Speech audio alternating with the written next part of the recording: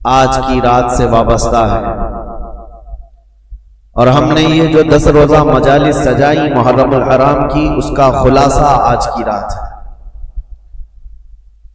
کیونکہ ہر سال یہ 10 مجلسیں جو ہوتی ہیں پہلی محرم سے لے کر 10ویں تک، ہم ان میں الگ الگ موضوعات پر گفتگو کرتے ہیں، اور اس سال ہمارا یہ دستور تھا کہ تاریخ اسلام آپ کے سامنے رکھنی تھی، جو رسول کریم صلی اللہ تعالی علیہ وسلم کی بعثت سے پہلے، آپ کے اعلان نبوت سے پہلے سے لے کر جو عرب کے سیاسی، مذہبی، اخلاقی حالات اور پوری دنیا کے حالات اور دنیا کا، عرب کا جغرافیہ آپ کے سامنے رکھا، اور پھر نبی کریم صلی اللہ تعالی علیہ وسلم کی دعوت سے لے کر اسلام کی نشو و نما، ترویج و اشاعت بیان کی گئی۔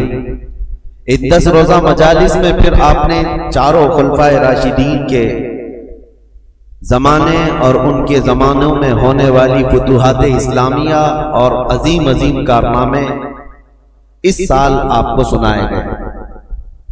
مقصد میرا یہی تھا کہ تاریخ کی سچائیوں سے آپ کو جوڑ دیا جائے، تاکہ کوئی بھی اسلام کا بدخواہ اور دشمن صحابہ یا دشمن اہل بیت، دونوں میں سے کوئی بھی آئے کٹرواد نعروں سے تمہیں گھبرانے کی اور خوف و دہشت ڈالنے کی کوشش کرتے ہیں۔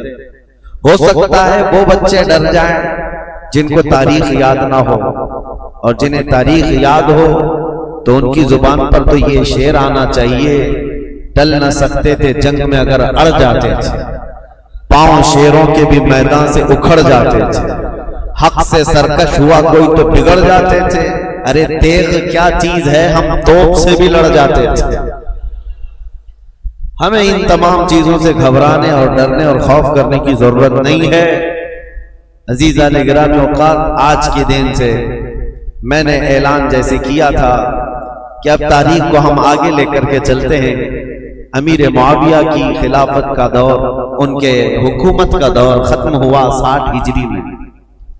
اب زمام خلافت کس کے ہاتھ میں آئے، ایک بہت اختلافی مسئلہ تھا، کنٹروورشل تھا۔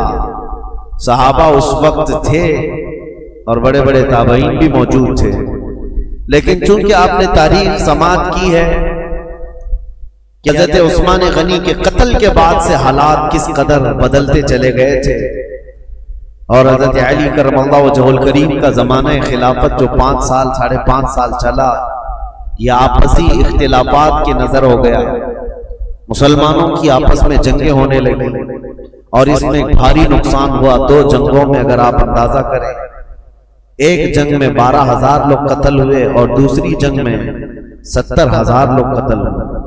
مسلمانوں کی بہت بڑی تعداد کا نقصان ہوا اس میں، تو بہت برا بھلا کہتے ہیں کہ یہ ساری ذمہ داری امیر معاویہ کے سر جاتی ہے۔ اگر وہ خلیفہ نہ بناتے یزید کو تو نہ کربلا ہوتا، نہ امام حسین شہید ہوتے، نہ ہی اتنے برے حالات ہوتے۔ یہ ساری چیزوں کے ذمہ دار امیر معاویہ ہیں۔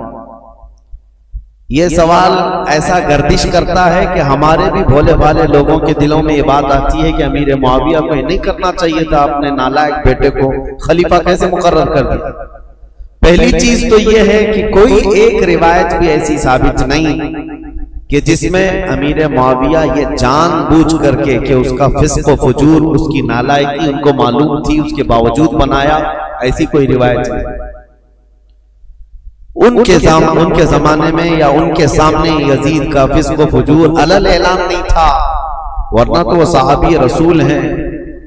ان کے بارے میں اس طرح کا طعن و تشنیع کرنے سے صحابی رسول کے عدل پر اعتراض اٹھ جائے گا۔ ان کے علم میں یہ چیز نہیں تھی، پہلی بات تو یہ ہے۔ اور اگر سوال یہ ہو ان کے اوپر کہ اگر وہ نہ بناتے تو اتنا سارا معاملہ ہی نہیں ہوتا، تو سوال تو حضور پاک صلی اللہ تعالی علیہ وسلم کی ذات پر بھی تم کرنے لگ جاؤ گے۔ اعتراض کرنے والوں سے کہہ رہے ہیں کہ حضور صلی اللہ تعالی علیہ وسلم تو مخبر صادق ہیں، غیب کی خبریں جاننے والے رسول کریم صلی اللہ تعالی علیہ وسلم کو جبرائیل امین نے یہ امام حسین کے بچپن میں اطلاع دے دی تھی کہ ان کو آپ کی امت قتل کرے گی. یہ روایت تو سنیں نا. بچپن میں امام حسین کی شہادت کی خبر مشہور ہو گئی تھی. تو رسول کریم صلی اللہ تعالیٰ علیہ وسلم کو یہ معلوم تھا کہ امام حسین شہید ہونے والے ہیں. تو کیا یہ نہیں معلوم ہوگا کہ کس کے ذریعے سے قتل ہونے والے ہیں؟ تو یزید کے ذریعے سے اگر امام حسین قتل ہونے والے معلوم ہیں حضور کو، تو حضور صلی اللہ تعالیٰ علیہ وسلم امیر معاویہ کو بلا کے وصیت کر جاتے کہ اے معاویہ، جب تیرے گھر کوئی بیٹا پیدا ہو یزید، اس کو خلیفہ کبھی نہ بنانا ورنہ میرا نواسہ قتل ہو جائے گا. نبی کریم صلی اللہ تعالیٰ علیہ وسلم نے امیر معاویہ کو اس طرح کی کوئی وصیت نہیں کی. تو اعتراض کرنے والے یہ بھی کر سکتے تھے یا یہ بھی کریں گے کہ رسول اللہ صلی اللہ تعالیٰ علیہ وسلم نے وصیت نہیں کی معاویہ کو، جس کی وجہ سے کربلا جیسے حالات پیش آ گئے اور حسین اعظم کا قتل ہو گیا. بلکہ میں تو یہ کہوں گا جن کی عقل ٹھکانے پر نہیں ہے وہ تو یہ بھی اعتراض کریں کہ اللہ کی ذات پر اللہ نے یزید کو پیدا ہی کیوں کیا؟ کیا رب تعالیٰ نہیں جانتا تھا؟ اللہ رب العزت کے علم میں ہر شے ہے. معاملہ یہ ہے میرے عزیزوں، بہت سارے معاملات اگر تم کسی پرٹیکولر ایک ہی آدمی پر اعتراض کرو گے تو یہ حالات اور تقاضے کے مطابق نہیں ہے. بہت سارے معاملات ایسے ہیں جو اس روئے زمین پر صرف امتحان کے لیے لائے گئے ہیں. یہ دنیا دارالعمل ہے، یہ دنیا دارالامتحان ہے. یہاں ہر کوئی اپنا امتحان دینے آیا ہے. اور جو سوالات اس طرح کی گردش کرتے کچھ ان کی طرف سے کچھ ان کی طرف سے، آپ کو پتا ہے اللہ کا کروڑوں احسان ہے کہ رسول کریم صلی اللہ تعالیٰ علیہ وسلم کی حدیث یاد کرو. حضور صلی اللہ علیہ وسلم نے حضرت علی سے فرمایا تھا کہ اے علی، ایک جماعت ایسی ہوگی جو تم سے محبت میں مبالغہ کرے گی، غلو کرے گی، اوور کرے گی اور گمراہ ہو کر دوزخ میں جائے. اور ایک جماعت ایسی ہوگی جو تم سے دشمنی کرے گی، نفرت کرے گی اور وہ بھی دوزخ میں جائے گی. بس وہ لوگ جنتی ہیں جو درمیان میں ہیں. حضرت علی رضی اللہ تعالیٰ عنہ کی اتنا برابر بھی توہین نہیں کرتے اور ان کی محبت میں عقیدت میں اتنا غلو نہیں کرتے کہ ان کو نبی کے درجے تک پہنچائے. اور اس جماعت کا نام اہل سنت و جماعت ہے. اور الحمدللہ ہمیں اس بات کا فخر ہے کہ ہم مولا کائنات علی مرتضیٰ کی تعظیم کرتے ہیں، تکریم کرتے ہیں، لیکن نبوت کے درجے تک نہیں پہنچاتے. اب یہ معاملہ اور کچھ جماعت ایسی ہے جو حضرت علی کا ہمیشہ تان و تشنیع کرتے رہتی ہے، گستاخیاں کرتی رہتی ہے. تو اے سنیو، تم فخر کرو، نہ تمہارا شمار اللہ نے کھٹملوں میں رکھا ہے نہ چوہوں میں رکھا ہے. الحمدللہ یہ رسول پاک صلی اللہ تعالیٰ علیہ وسلم کے ان شیروں میں ہمارا شمار ہے جو حق بولتے ہیں اور ہر حق پر قائم رہتے ہیں. ہوتا یہ ہے کہ ادھر سے بھی ادھر سے بھی فساد مچایا جاتا ہے. حضرت علی کے خلاف کچھ جماعتیں بولتی ہیں، حضرت امیر معاویہ کے خلاف کچھ جماعتیں بولتی ہیں. اب حضرت علی رضی اللہ تعالیٰ عنہ اور کربلا کے واقعات کے متعلق جو لوگوں کو پیٹ میں درد ہے اور یہ کہتے ہیں، یہ مولانا لوگ بڑے بڑے واقعات سناتے ہیں، لمبی داستانیں سناتے ہیں، کربلا کے میدان میں یہ ہوا وہ ہوا. حسین اعظم کربلا کے میدان میں گئے تھے، ان کے سامنے ان کے بچے شہید ہو رہے تھے، کٹ رہے تھے. اور حسین کون ہے؟ رسول اللہ کے نواسے. حسین کون ہے؟ علی کے بیٹے. حسین کون ہے؟ فاطمہ کے جگر گوشت. ان کے ساتھ نسبتیں رضوان اللہ تعالی علیہ مجمعین. اتنے بڑے حسین اعظم اور صحابی رسول ہیں جس کے درجے کو کوئی غوث بھی نہیں پہنچ سکتا. یہ بات تو طے ہے. اب یہ سوال چوہوں کی طرف سے جو یہ کہتے ہیں کہ جب کربلا کے میدان میں وہ اپنے بچوں کو نہیں بچا سکے تو پھر کوئی غوث اور کوئی قطب کوئی ولی تمہارے پکارنے پر تمہاری مدد کیسے کر سکتے ہیں؟ تو ہمارا بھولا بھالا جوان جس کو پٹی پڑا دی جاتی وہ سمجھتا ہاں کربلا کے میدان میں جب حسین اپنے بچوں کو نہیں بچا سکے تو پھر دوسرے ولی کیا بچائیں گے، اور کیوں ہم دوسرے اولیاء کو پکاریں گے مدد کے لیے؟ یہ اس طرح کے شوشے چھوڑے ہوئے ہیں. پہلے تو ان ظالموں کو یہ جواب دو، حسین اعظم رضی اللہ تعالیٰ عنہ کو کربلا کے میدان میں جان بچانے کے لیے نہیں بھیجا گیا تھا، بلکہ اپنی جان دے کر اسلام بچانے بھیجا گیا تھا۔ وہ وہاں جان بچانے نہیں گئے تھے، بلکہ اپنی جان کی قربانی دے کر اسلام بچانے گئے تھے۔ اگر وہ کوشش فرماتے، یقیناً پورا دریائے فرات ان کے قدموں پر موجے مار رہا ہوتا۔ حقیقت بات ہے میرے عزیزوں، وہ دارالامتحان میں تھے، امتحان کے وقت وہ امت کو ایک عظیم درس دینے گئے ہوئے تھے۔ اس سے یہ ثابت نہیں ہوتا کہ وہ مدد نہیں کر سکتے، یہ مدد نہیں کر سکتے۔ ہم بغداد شریف میں تھے اور واپس آئے زیارت کی، ایک صاحب سے ہماری ملاقات ہوئی، انہوں نے کہا اچھا مولانا بغداد سے جا کر آ رہے ہیں، آپ کی جماعت تو غوث پاک کہتی ہے۔ کہا بالکل، کہا وہاں تو اتنے بم برس رہے ہیں، سنا ہے وہاں تو مسلمانوں کا قتل ہو رہا ہے، کتنے تو وہاں پر میزائل داغے جا رہے ہیں۔ کہا ہاں سنا ہے، ہو بھی رہا ہے، حقیقت ہے، ہم دیکھ کر کے بھی آئے۔ کہا تو پھر غوث کیا کر رہے ہیں آپ کے؟ کیا ان کو بغداد والوں سے محبت نہیں ہے؟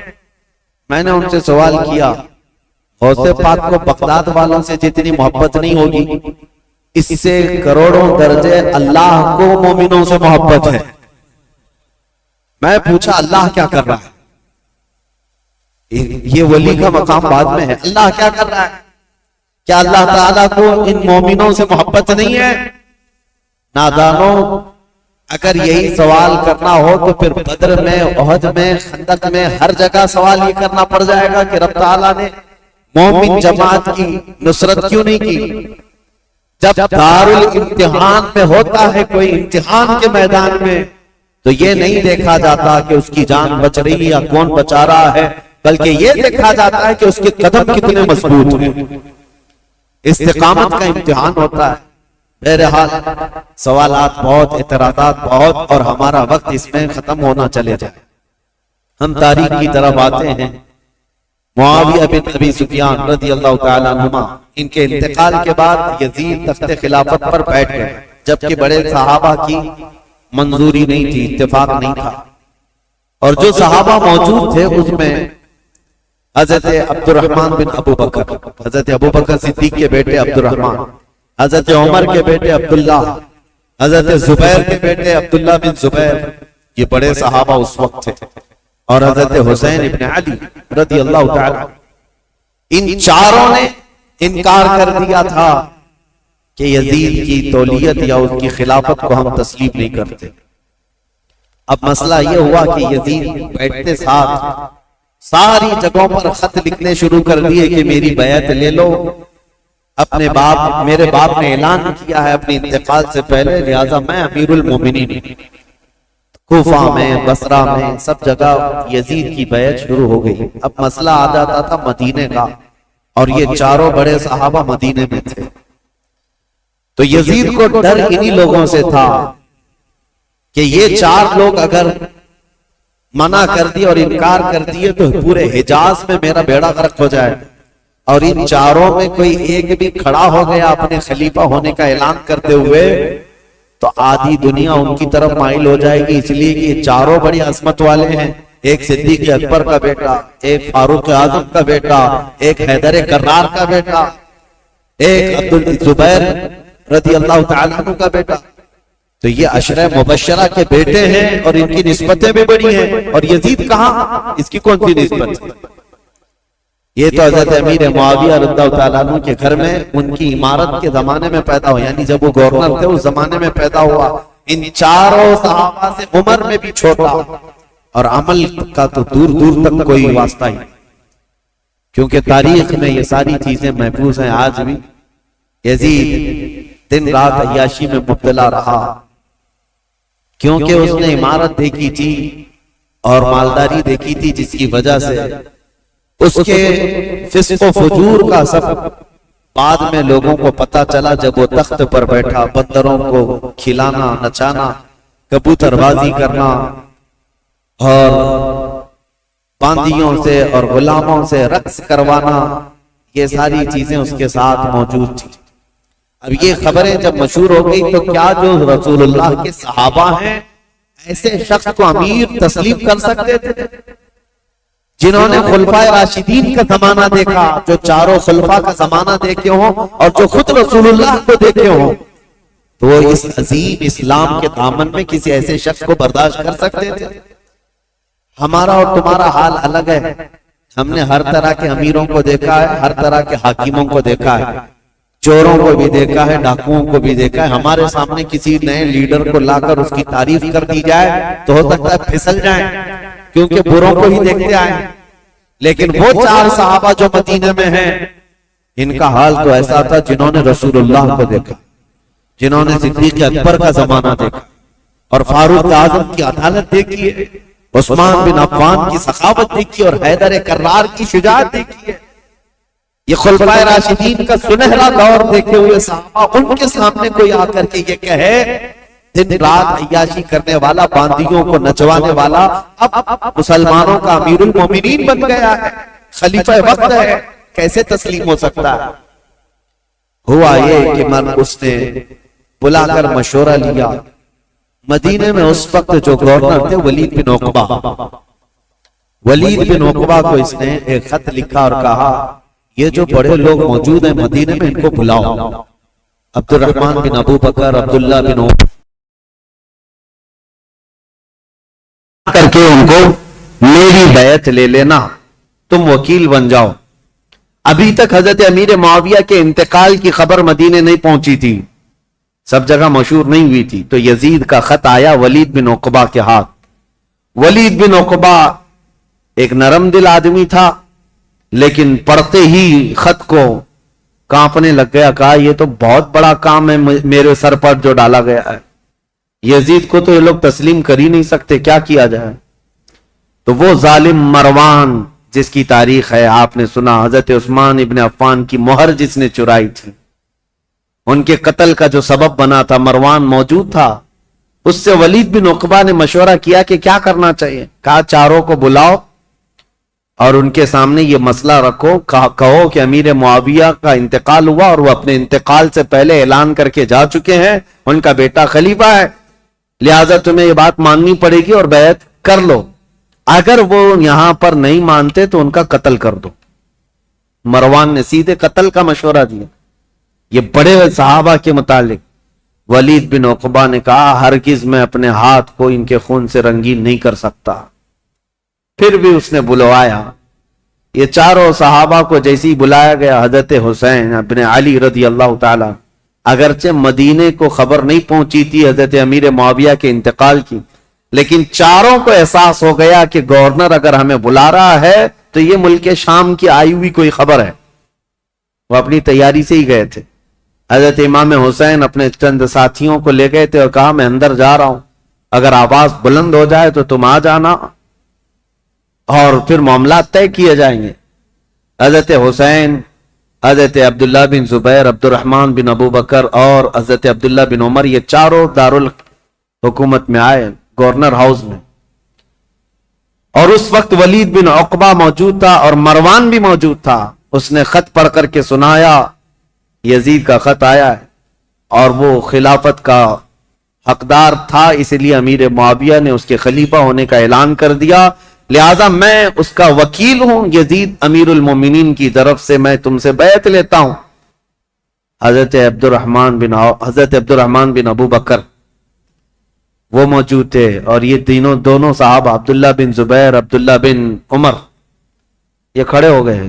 کہا ہمیں ایک دن کی مہلت دے دو، ایک دن کی مہلت دے دو. وہ نکلے. حضرت امام حسین کو اس نے پکڑ لیا. کہا کیونکہ اسے پتا تھا کہ اب یہاں مضبوط خلافت کا کوئی دعوے دار ہے تو حضرت علی کے بیٹے ہو سکتے ہیں، کیونکہ ان کی طرف پوری دنیا مائل تھی. حضرت امام حسین سے پوچھا تو حضرت امام حسین نے کہا سب سے پہلی بات تو یہ ہے کہ ہم جیسوں کو یہ زیب نہیں دیتا کہ یزید جیسا شخص خلافت کے تخت پر بیٹھ جائے. ہمیں یہ زیب نہیں دیتا کہ ایسی کوئی خبر بھی ہم سنیں، کیونکہ یہ تخت خلافت کسی بادشاہ کا نہیں، یہ رسول اللہ کی نیابت کا ہے. رسول کریم صلی اللہ تعالی علیہ وسلم کی سنتیں جس کے اندر نہیں، وہ ان کی نیابت کیا کر سکتا ہے؟ تو ولید بن عقبہ نے کہا معاملہ گرم ہو جائے گا، حسین تو تیار نہیں. پھر کہا نہیں، آپ کو تو بیعت کرنا ہوگا. حضرت امام حسین نے کہا میں اس طرح چھپ کر بیعت کرنے والا نہیں، جب سارے مدینے والے سب لوگ بیعت کریں گے تب میں بھی علل اعلان آؤں گا، سب کے ساتھ آؤں گا، آج مجھے جانے دو. ولید بن عقبہ نے ان کو بھی جانے دیا. ٹھیک ہے. جیسے ہی یہ گئے، مروان بن حکم کھڑا ہوا اور کہا ولید بن عقبہ کو، کہا کہ تو نے بہت بڑا موقع گنوا لیا، آج ان کو قتل کر دینے کا سب سے بہترین موقع تھا، تو گنوا لیا، اور تو آج ان سے بیعت نہیں لے سکا. مروان کہہ رہا ہے دیکھ لینا زندگی پر اب تجھے حسین سے بیعت کبھی نہیں مل سکی. ایک بار وہ یہاں سے جا چکے ہیں، حسین کبھی بھی بیعت نہیں کر سکتے، تیرے لیے اچھا موقع تھا. ولید بن عقبہ نے کہا میرے لیے ساری دنیا آ جائے لیکن میں حسین کے خون سے اپنا ہاتھ رنگین نہیں کر سکتا، اس لیے کہ وہ رسول اللہ کے قرابت دار نواز ہیں. تو مروان بن حکم نے ولید بن عقبہ کی شکایت لکھ کر کے بھیجی یزید کے پاس کہ اس کی نرم دلی کی وجہ سے یہ چاروں چلے گئے. اور ہوا کیا، عبداللہ بن زبیر اور عبداللہ بن عمر رات کے وقت ہی اپنا سامان لیے اور مکہ چلے گئے، مدینہ طیبہ چھوڑ کر چلے گئے کہ دوسرے دن پھر یہ گورنر بلائے گا اور زبردستی کرے گا. لیکن مکہ میں جائیں گے تو حرم پاک میں خانہ کعبہ کے اطراف کوئی کسی کو زور زبردستی نہیں کر سکتا جو حرم میں جائے گا. جنگ بھی حرام ہے، قتل و قتال بھی حرام ہے. تو یہ صحابہ وہاں چلے گئے اور وہاں جا کر انہوں نے پناہ لی. اب امام حسین مدینہ میں تھے. دوسرا دن آیا تو پھر دوسرے دن پھر اس نے بلایا ولید بن عقبہ نے کہ آؤ. امام حسین رضی اللہ تعالیٰ عنہ نے آج پھر کہا کہ نہیں، میں اس بیعت کے لیے راضی نہیں ہوں اور مجھے زور زبردستی نہ کیا جائے. ولید بن عقبہ نے کہا اے حسین ابن علی، میں آپ کی تعظیم کرتا ہوں، آپ کی عزت کرتا ہوں، لیکن میرے اوپر ملک شام کا حکم آیا ہے، پریشر میں ہے، میرے اوپر دباؤ ہے، لہٰذا ایک ہی راستہ ہے کہ آپ یا تو میرے اس شہر میں یا حدود میں نہ رہیں جہاں میری گورنری ہے، یا تو بیعت کر لیجیے. امام حسین نے کہا میں شہر تو چھوڑ دوں گا لیکن بیعت نہیں کروں. اور کون سے شہر چھوڑنے کی بات؟ مدینۃ الرسول. امام حسین اپنے خاندان والوں کو آ کر بتاتے ہیں، اور امام حسین نے اہل بیت کے گھرانے میں یہ بات بتائی کہ آج ہمارے لیے ایسی حالت آ گئی ہے، مدینے میں رہنا ہے تو ہمیں اس کی بیعت قبول کرنا ہوگا اور اس کو امیر المومنین تسلیم کرنا ہوگا، یا تو پھر مدینے سے باہر نکل کر جیسے میرے دو بھائی مکہ چلے گئے، عبداللہ بن زبیر اور عبداللہ بن عمر، اسی طرح مجھے بھی مکہ حرم کعبہ میں جانا ہوگا. اہل بیت کا بچہ بچہ کہنے لگا رسول کریم صلی اللہ تعالی علیہ وسلم کا شہر چھوٹ رہا ہے، اے امام علی مقام، اس کو گوارا کر لیں گے لیکن رسول اللہ کی شریعت چھوٹ جائے یہ گوارا نہ کریں. حضور کے شریعت پر اور اسلام کی تاریخ میں ایسا کوئی دھبا آ جائے یہ گوارا نہ ہو. میں آپ کو بتاتا ہوں یہ مسئلہ کتنا اہم تھا. ظالموں کو پتہ نہیں جو اوپر اوپر کی تاریخ پڑھتے ہیں اور بک بک کر کے ٹی وی میں چلے جاتے ہیں کہ امام حسین نے خواہ مخواہ اپنے بچوں کو جھونک دیا کربلا کے میدان میں، اور یہ سیاسی جنگ تھی نعوذ باللہ. اور بعض یہ کہتے ہیں کہ خروج کیا، خروج کا مطلب ہوتا ہے بغاوت کیا. جب ایک امیر المومنین ہو گیا تھا، خلیفہ وقت ہو گیا تھا، تو امام حسین بغاوت کر کے کیوں گئے؟ اس طرح کے جو اعتراضات کرتے ہیں ان ظالم ناعاقبت اندیشوں کو خبر تک نہیں ہے تاریخ کی سچائیاں، انہیں معلوم بھی نہیں ہے. یہ ہو سکتا ہے یزید کی ذریت کے لوگ ہوں یا یزید کے مشاغل اور اس کے کاموں سے اتفاق رکھتے ہوں، اسی لیے اس کو آج بھی رضی اللہ عنہ لکھتے ہیں. آج بھی ایسی قوم موجود ہے. ایک طرف رسول اللہ کا پورا گھرانہ ہے. کیا امام حسین جن کو رسول کریم صلی اللہ تعالی علیہ وسلم نے اپنی گود میں رکھ کر پالا ہو، بلکہ سیدنا ابو ہریرہ سے روایت ہے کہ حضور صلی اللہ تعالی علیہ وسلم امام حسین کا لعاب پاک، امام حسین کا لعاب تھوک خود حضور صلی اللہ علیہ وسلم اس طرح چوستے تھے. حدیث کے الفاظ ہیں کہ یمتص رسول اللہ صلی اللہ تعالی علیہ وسلم لعاب الحسین کما یمتص التمر. حسین کا لعاب رسول اللہ ایسے چوستے جیسے کوئی کھجور چوس رہا ہو. جس کے حلق میں نبی کریم صلی اللہ تعالی علیہ وسلم کا لعاب پاک گیا ہو، کیا وہ ناحق فیصلہ کرے گا؟ کیا وہ زور زبردستی رسول اللہ کے خاندان کو جنگ کے میدان میں جھونک دے گا؟ بات اتنی تھی کہ امام حسین کی نگاہیں بہت دور تک دیکھ رہی تھی، آج تک دیکھ رہی تھی. اسی لیے کسی شاعر نے کہا ہے کہ نہ پوچھ وقت ان بے کتاب اور ان بے زبان کتابوں سے، نہ پوچھ وقت ان بے زبان کتابوں سے، جب اذان ہوتی ہے تو سمجھ حسین زندہ ہے. ان اذانوں کو زندہ رکھنے میں اور اماموں کو زندہ رکھنے میں حسین کا نام ہے. حسین کی نگاہ، حسین ابن علی رضی اللہ تعالیٰ عنہ کی نگاہ یہاں تک دیکھ رہی تھی. مسئلہ اتنا نہیں تھا خلافت کا، بلکہ میں تو کہتا ہوں ہر آدمی کے پاس جب یہ آپشن رکھ دیے جائیں کہ آپ کے بچے محل میں رہیں گے، آپ کا فیوچر حسین ہے، وزارت ملے گی، سب کون چھوڑتا ہے؟ اگر امام حسین مان لیتے، جانتے ہو یزید کتنی خاطر مدارات کرتا، امام حسین کے لیے بہت بڑا مقام رکھتا، ان کے لیے نذرانے، وظیفے اور ان کے گھرانے کے لیے شاہانہ انداز میں سارے انتظامات رکھتا. کیونکہ جس سے خطرہ تھا جب وہ اس کے مطیع و فرمان بردار ہو جاتے تو حسین ابن علی رضی اللہ تعالیٰ عنہ کے لیے یزید خزانے کھول دیتا. اور یہ امام حسین کو معلوم تھا کہ میرے مان لینے سے یزید تو میرے لیے خزانے کھول دے گا. لیکن امام حسین کی نگاہیں بہت دور تک دیکھ رہی تھی، آج تک کے لیے دیکھ رہی تھی. آج میں آپ سے پوچھتا ہوں میرے عزیز، یہ مسلح امامت ہے. نماز پڑھنے والے جیسے بھی ہوں، مقتدی ہزار قسم کے آتے ہیں، کوئی داڑھی چلا، کوئی ٹوپی کے بغیر، کوئی پتہ نہیں کیا کیا چیزیں کیا ہوا، سب آتے ہیں، ان کو کوئی نہیں پوچھتا. لیکن امامت کے مسلح پر جو کھڑا ہے اس کے اوپر سے نیچے تک ساری چیزیں دیکھتی ہے آج بھی قوم. اگر کوئی شخص چوری میں مشہور ہو جائے تو میں آپ سے کہتا ہوں، کیا چور کو آپ اپنا امام بنا لیں گے مسجد کا؟ کسی کا زنا مشہور ہو جائے تو کیا آپ اس کو امام بنا لیں گے؟ نہیں. آپ یہ کہیں گے میں جیسا تیسا ہوں لیکن امام نہیں. امام ایسا نہیں. چور، ڈاکو اور لٹیرا ہم امام نہیں بناتے. میرے عزیزو، یہ جو تمہارے اندر فکر ہے یہ حسین ابن علی کی دی ہوئی ہے، یہ صدقہ ہے امام علی مقام کا، احسان ہے ان کا پوری دنیا میں. انہوں نے یہ چھاپ چھوڑی ہے کہ ہم آج مسجد کے اس مصلے کے لیے بھی پرہیزگار ڈھونڈتے ہیں اور شریعت کا پابند ڈھونڈتے ہیں.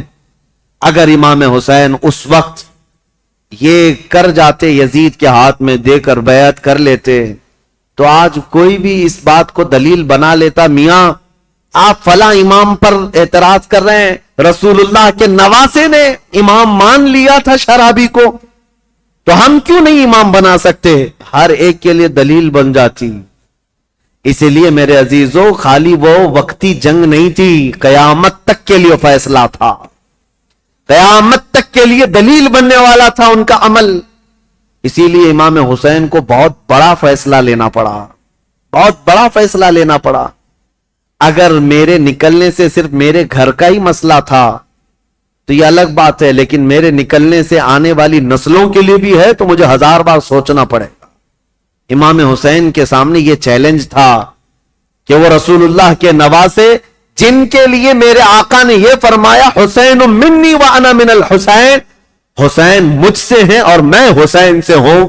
اس کا مطلب یہ ہے رسول اللہ کی شریعت حسین سے ہے، رسول اللہ کا دین حسین سے ہے. تو جب امام حسین سے پورا دین وابستہ ہے تو پھر امام حسین کو بہت سوچ کر کے قدم اٹھانا تھا. ظالموں، خالی صرف اتنا بک بک کہہ دینا کہ وہ خامخواہ اپنے خاندان کو میدان جنگ میں جھونک دیے اور سیاسی جنگ کی یا بغاوت کیا، اپنی آخرت خراب کرتے ہو، اپنی آخرت برباد کرتے ہو. تمہیں خبر بھی نہیں ہے، تمہارے ساتھ اگر ایسے معاملات آ جائیں تب پتا چلے گا. دین کی تھوڑی بہت بھی सूझ बूझ रखते हो तो ऐसी हरकत कभी नहीं कर सकते। अब इमाम हुसैन घर वालों को आकर बताते हैं, घर वाले तैयार हुए, ठीक है मदीने रसूल छोड़कर जाएंगे। और वो रात भी आ गई जब रसूलुल्लाह का ये अजीम नवासा मदीने से रुखसत हो रहा है, जहां उनकी पैदाइश हुई। 4 हिजरी शाबानुल मुअज्जम का महीना था जब इमाम हुसैन मदीने में पैदा हुए थे। उस दिन रसूल करीम सल्लल्लाहु ताला अलैहि वसल्लम को इतनी खुशी हुई थी। और पता है आपकी विलादत से पहले हुजूर की चची उम्मुल फजल हजरत अब्बास की बीवी हजरत उम्मुल फजल ये आई थी, ख्वाब देख करके डर करके आई और कहा या रसूल अल्लाह सल्लल्लाहु अलैहि वसल्लम मैं एक बहुत ही अजीब ख्वाब देख करके आई हूं, मुझे डर है। कहा क्या देखी हो? कहा बयान करने से मुझे डर लगता है। कहा बताएं तो सही ख्वाब क्या है? तो चची उम्मुल फजल ने कहा था मैंने कल ख्वाब में देखा आपके जिस्म का एक टुकड़ा कट गया और मेरी गोद में गिरा है। हुजूर ने फरमाया घबराने की जरूरत नहीं, फातिमा के घर बेटा पैदा होगा और वो परवरिश के लिए तुम्हारी गोद में डाला जाएगा। और फातिमा का बेटा मेरे जिस्म का टुकड़ा है, जो रसूल करीम सल्लल्लाहु ताला अलैहि वसल्लम ने जिसको अपने जिस्म का टुकड़ा कहा वो मदीने में परवान चढ़ा है और मदीने में आंखें खोली हैं, खुतबे रसूल को सुना है, हसीन परवरिश है सहाबा के झुरमुट में। मां फातिमा ज़हरा और बाप हैदर कर्रार, नाना रसूलों का सरदार।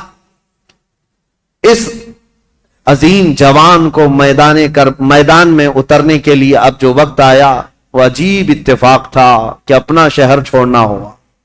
इमाम हुसैन कहते हैं मेरे नाना ने यह फरमाया था कि हर नबी उस जगह दफन होता है जो जगह उसे सबसे ज्यादा महबूब होती है, लिहाजा सैयदुल अंबिया जहां दफन है तो मदीना उनको सबसे ज्यादा महबूब है। लेकिन अजीब इत्तेफाक है ए हुसैन, रसूल का जो सबसे महबूब इलाका है वो मुझसे छूटा चला जा रहा है। इमाम हुसैन अपने खानदान को लेकर हुजूर सल्लल्लाहु अलैहि वसल्लम के रोजे पर आए और आते साथ रो पड़े। कहा नाना जान ये वही शहर है जहां मैं आपके कंधों की सवारी करता था, यहां के दरो दीवार गवाह हैं और यहां मौजूद लोग भी गवाह हैं कि आपसे जो मेरी मोहब्बत थी या मुझसे जो आपकी मोहब्बत थी इसके किस्से मशहूर हैं। लेकिन आज मैं मदीने से रुखसत हो रहा हूं इसलिए नहीं कि मुझे कोई जायदाद बनानी है, सिर्फ इसलिए कि आपके दीन पर कोई आंच आने ना पाए। इमाम हुसैन हुजूर अकरम सल्लल्लाहु ताला अलैहि वसल्लम के रोज़े अतहर से इजाजत लेते हुए निकले थे। मदीने वाले कहते हैं वो अजीब समा था कि मदीने वाले देखते रह गए। अहले बैत का काफिला जब निकल रहा था, इसमें हजरत इमाम हुसैन के भतीजे, बेटे, बेटियां, बहन और कई लोग शामिल थे। ये काफिला बाद में बढ़ता चला गया लेकिन मदीने से निकलने वाले काफिले में इतने थे। और फिर इमाम हुसैन अपनी वालिदा माजिदा सैयदा कायनात फातिमा ज़हरा की कब्र के पास आए और बेइख्तियार रो पड़े, अपनी मां को आखिरी मर्तबा सलाम कह रहे थे। मदीने वाले कहते हैं कि हुसैन का जाना हमने देखा था, हुसैन वापस मदीने कभी ना आए। और मदीने वाले रोकते रहे कि हम आपकी बैत भी करेंगे और आपकी हिमायत भी करेंगे, आप मदीने से न जाएं। कई लोग आपके जुब्बे को थाम कर पकड़े हुए थे। कहा हम आपको चलता फिरता देखते हैं तो रसूलुल्लाह की याद आती, हम आपको यहां महसूस करते हैं तो हमें नबी पाक की खुशबुएं महसूस होती हैं। आप अगर मदीना खाली करके जाएं तो हमें बताएं रसूलुल्लाह के घर में अब बचा कौन? आपके भाई शहीद हो चुके इमाम हसन, आपके बाप भी नहीं है। रसूलुल्लाह के घर की एक निशानी आप हैं और आप जा रहे हैं और अपनी औलाद को भी ले जा रहे हैं। क्या मदीना रसूलुल्लाह के घर से खाली हो जाएगा? अगर रसूलुल्लाह का घर यहां नहीं है तो फिर किसका घर रहेगा?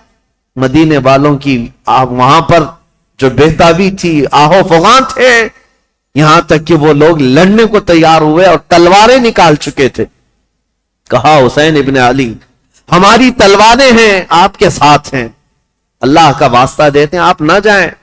इमाम हुसैन ने एक ही जुमला कहा, मैं रह तो जाऊंगा तुम्हारी बातों पर, लेकिन कल को जो عیاش لڑکا بیٹھا ہوا ہے تخت خلافت پر یعنی یزید، یہ مقابلے کے لیے مدینہ بھی فوج بھیج دے گا، اور حرم رسول کو میں مسلمانوں کے خون سے رنگین نہیں کر سکتا۔ نبی پاک کا شہر میری وجہ سے خون آلود ہو جائے، مجھے یہ گوارا نہیں۔ میں میرے نبی پاک کے شہر کا حد درجہ احترام کرتا ہوں، مجھے جانے دو۔ یہ قافلہ مدینے والوں کی آنکھوں سے اوجھل ہو گیا۔ مدینے والے کہتے ہیں راتوں کی نیند غائب ہو گئی، ہمارا چین و سکون غرق ہو گیا۔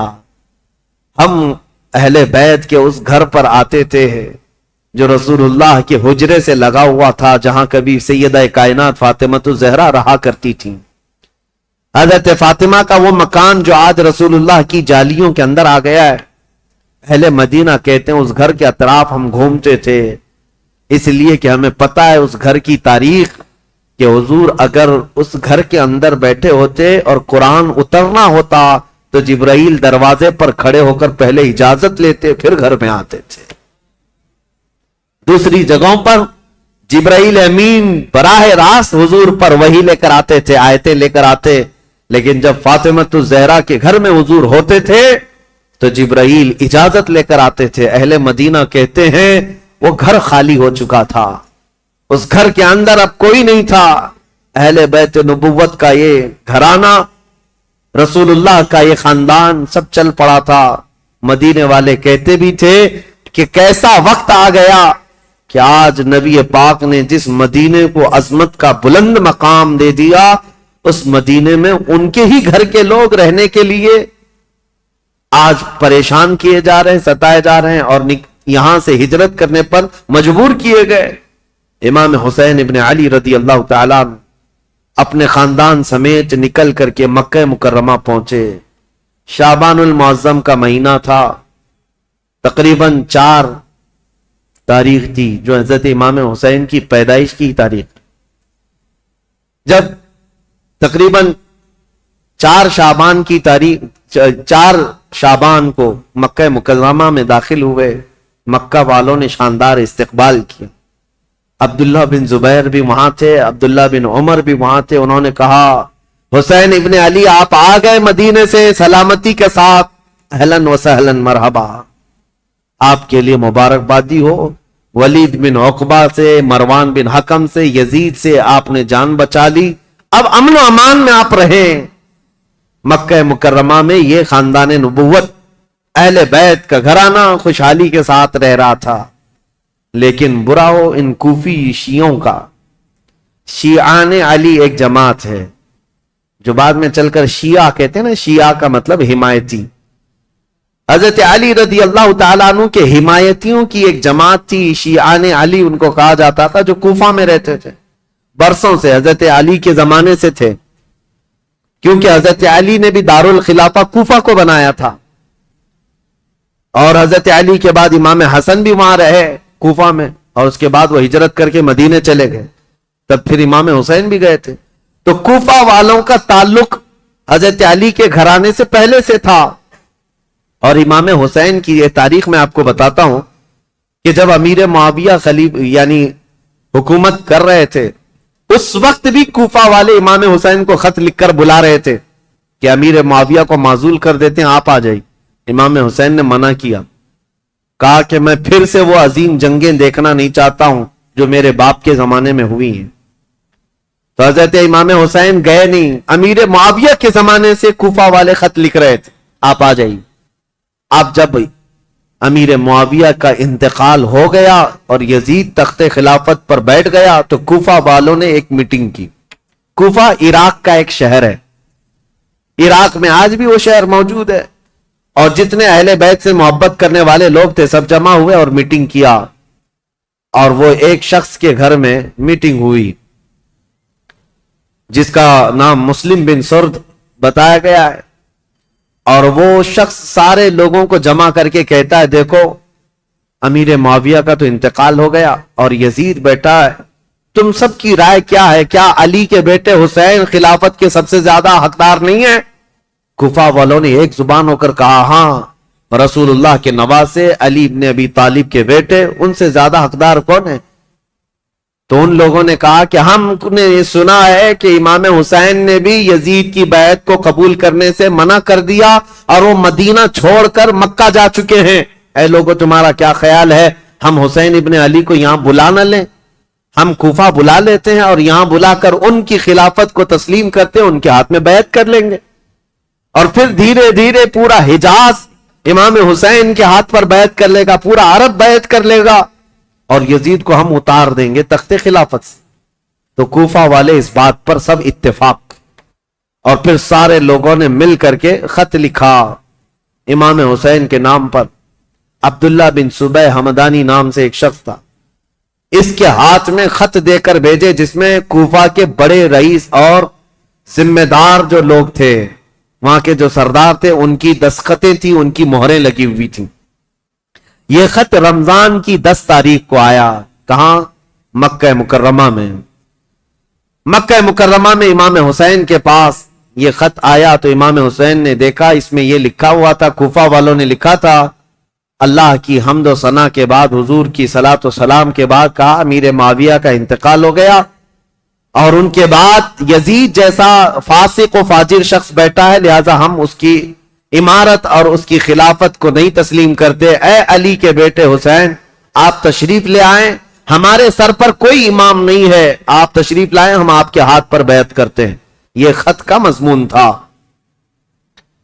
امام حسین رضی اللہ تعالیٰ عنہ نے یہ حرم کعبہ میں اس خط کو پڑھا, اس کے بعد لوگوں سے پوچھا, اب سنیے, کوئی ایک شخص نے بھی اس بات پر رضامندی کا اظہار نہیں کیا. جو بڑے صحابہ تھے انہوں نے کہا کوفہ والوں کی بات پر کبھی یقین نہیں کیا جا سکتا, یہ غدار لوگ ہیں, دھوکہ دے دیتے ہیں, یہ غدار لوگ ہیں, دھوکہ دیتے ہیں. آپ کے باپ کو بھی کوفہ میں شہید کیا گیا, آپ کے بھائی کو بھی شہید کیا گیا ہے, اب آپ وہاں کیوں جانا چاہتے ہیں؟ مت جائیں, مکہ آپ کے لیے امن و امان کے ساتھ.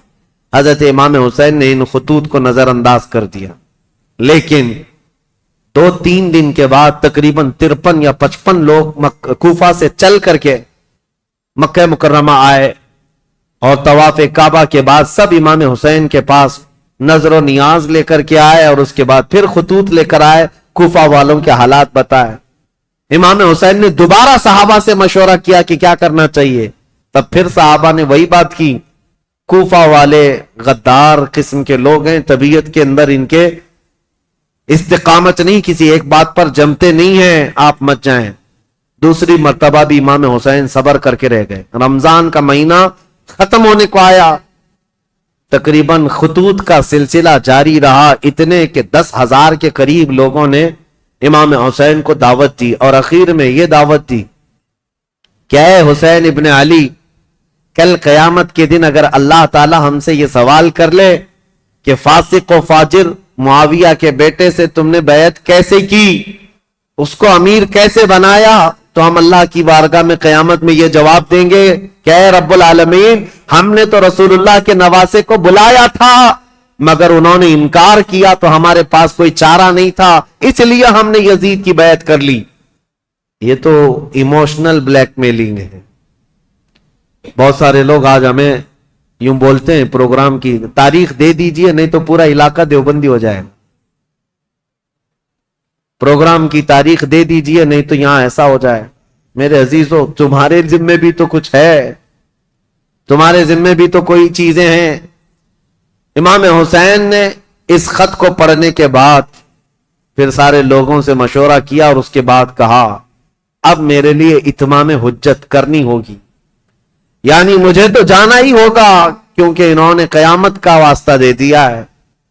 تو 1000 لوگوں نے مکہ مکرمہ میں آپ کو روکنے کی کوشش کی, آپ نہ رکے, حتیٰ کہ ذی الحجہ کا مہینہ ہے, حج کے لیے سارے قافلے مکہ آ رہے ہیں, مکہ مکرمہ آ رہے ہیں, اور امام حسین یہاں سے نکلنے پر تلے ہوئے ہیں. لیکن اس سے پہلے امام حسین رمضان سے لے کر ذی الحجہ تک یہ بحث مباحثہ ہوتا رہا, اور عام بات نہیں ہے, عام بحث و مباحثہ نہیں ہے. عبداللہ بن زبیر جو صحابی ہیں نا, امام حسین کی جماعت کے ساتھ لڑنے کو بھی آ گئے تھے. یہ محبت کی لڑائی ہے, دشمنی کی نہیں, کہ میں تمہیں مکہ سے باہر جانے نہیں دوں گا, اس کے لیے وہ تلوار نکال کر کھڑے ہو گئے تھے. یہ بھی لڑائی قریب تھی، مکہ کے مکرمہ سے نہ جانے دیں گے، کیونکہ عبداللہ بن زبیر جانتے تھے کہ کوفہ والے ان کا کیا کریں گے۔ تو پھر امام حسین رمضان کے بعد بھی رک گئے۔ جب امام حسین اصرار کرنے لگے بار بار، تو چند صحابہ آئے اور ان سے مشورتاً یہ کہا کہ اگر آپ کو جانا ہی ہے اور کوفہ والوں کے بارے میں آپ یہ کہہ رہے ہیں کہ یہ ہزاروں لوگ بیعت قبول کرنے کو تیار ہیں، تو آپ نہ جاتے ہوئے پہلے اپنے خاندان کے کسی معتمد شخص کو وکیل بنا کر بھیجیں، اور وہ جا کر کے براہ راست حالات دیکھے گا اور وہ خبر دے گا، تب آپ جائیے، ان کے خطوں کے بھروسے پر مت جائیے، ان کے خط اور ان کے بولیوں پر مت جائیے۔ تو امام حسین نے اس مشورے کو تسلیم کر لیا۔